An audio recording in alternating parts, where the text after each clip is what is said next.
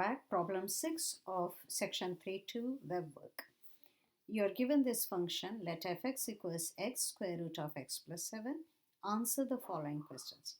Find the average slope of the function on this interval.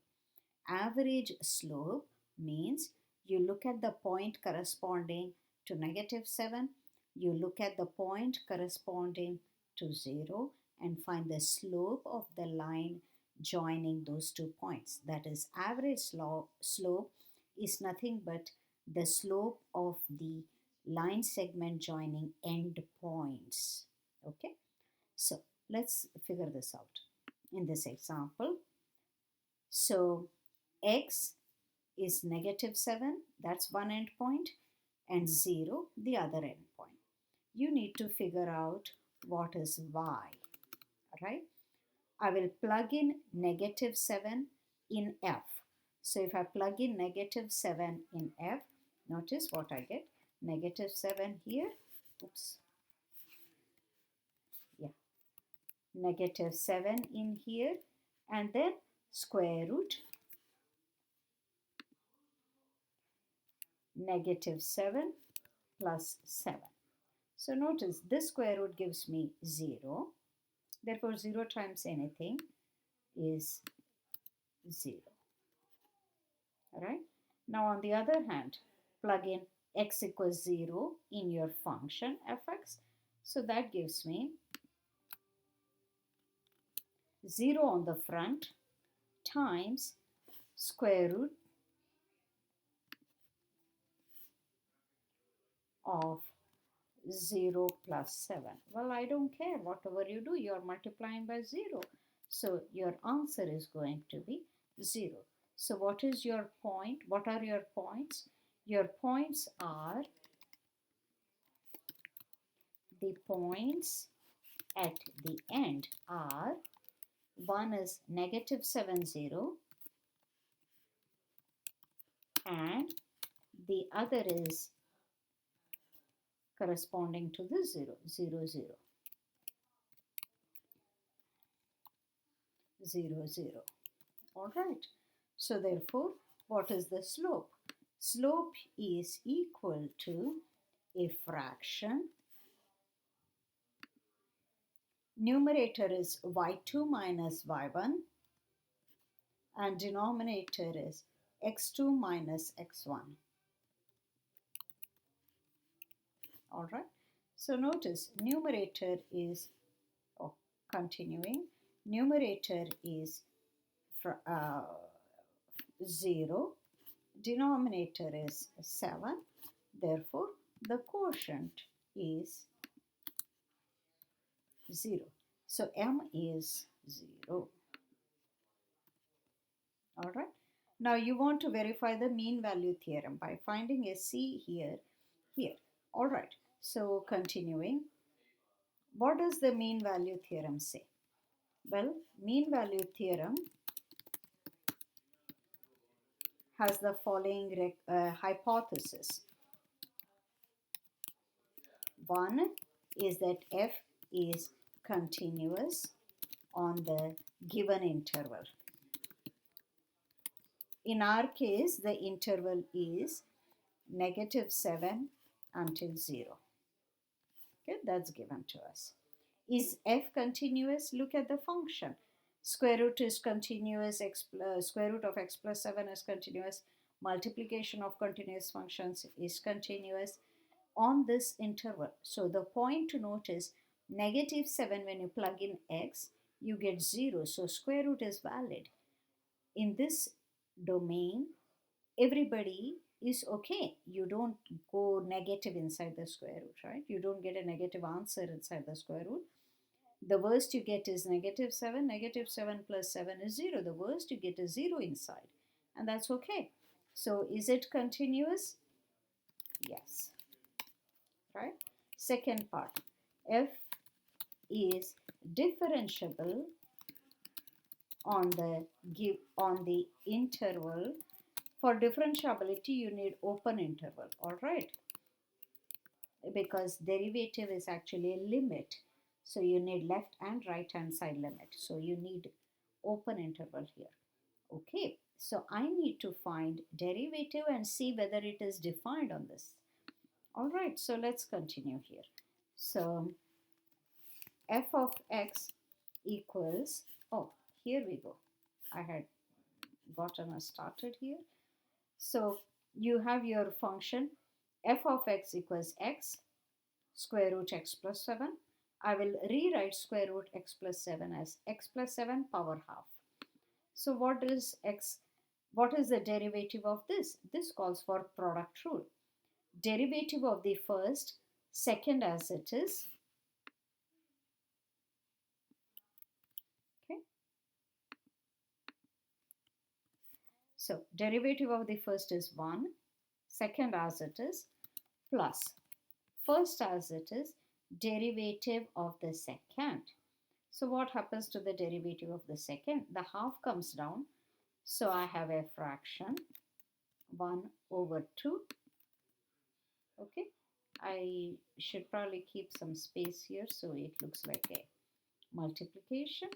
And then you're going to take your power is going to be half minus 1. That half minus 1, that is negative half. All right.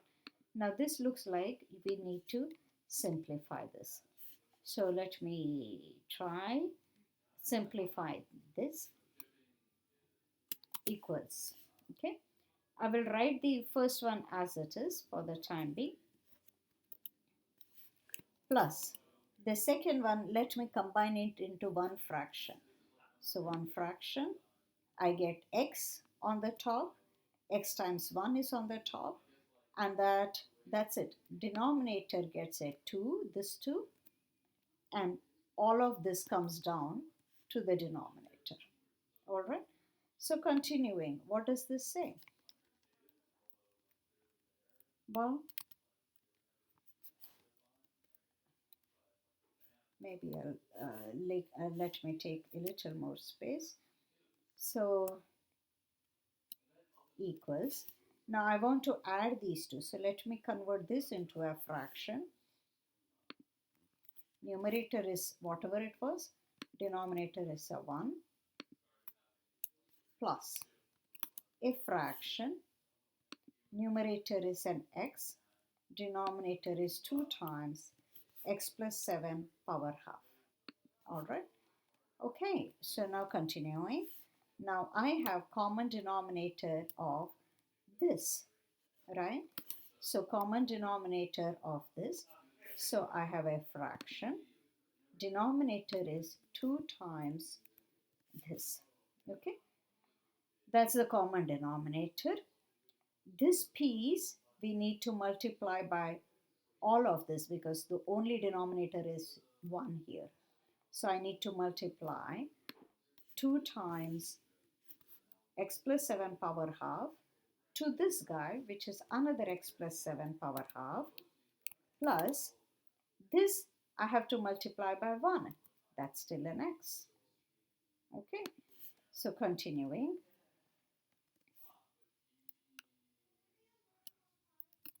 Equals, now we have one fraction. So denominator is 2 x plus 7 power half. What happens here? Look, this guy and this guy are the same quantity. Power half is power 1. So I get 2 times x plus 7 plus this one is an x. Okay, so continuing, I get, okay, fraction, denominator is 2 times x plus 7 power half. Numerator is, distribute the 2, 2x plus 14 plus x. Continuing, okay, continuing, I get a fraction, denominator is 2 times x plus 7 power half, numerator is 2x plus x 3x plus 14. Okay, so all of this is f prime of x. Okay, so mean value theorem wants to know whether you are differentiable on this interval. Look at this. This is valid except is defined except when x is -7. But we are in luck because I'm looking at an open interval, that is -7 is not included. So outside of -7, this is valid. So this is, yes, my function is differentiable in the open interval -7 to 0. So let me remind you, why is this good news? Because -7 is not included. -7 is a bad point for the derivative. Okay, I hope that's clear. So once you have this, the hypothesis satisfied, what do we say? There is a number C such that f prime at C is the average slope. Average slope is 0, we just said, equals 0. So we want to find C now. Okay, so let's find C. Well, you want derivative to be equal to 0. So all of this is the derivative. Okay, so this has to be equal to 0. Okay, look, this is a fraction, so why don't I make this a fraction? Let me write 0 as a fraction. 0 upstairs and 1 downstairs. Okay, why do I do this? So that I can use cross multiplication. So this times this equals this times this. Notice this quantity times this. Well, this denominator is 1, so I get 3x plus 14 equals 0 times this quantity. Well, 0 times anything is simply 0. So that's very good. We are in luck. Solve for x. Subtract 14 and then divide by 3. Alright, so that is my C. C is that number where derivative is 0. So we solved for C. C is -14 over 3. Okay. Alright, until next problem then.